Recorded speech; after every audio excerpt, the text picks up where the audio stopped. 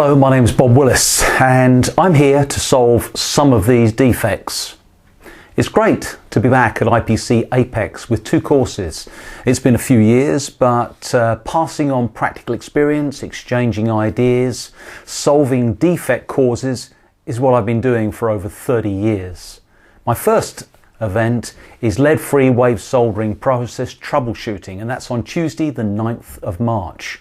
Now with this course I'm providing an interactive wave soldering program which gives you guidance on the process, the materials, the setup of a machine, but also defects with good examples of different types of defects, and that's included free with the event. My second class is on low temperature soldering, assembly, inspection, defects, causes and cures. And that's on Thursday the 11th of March.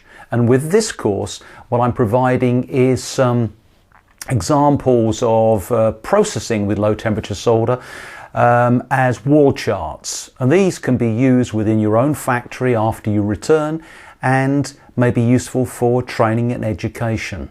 Hopefully you'll join me for one or possibly two of the events that I'm running at IPC Apex.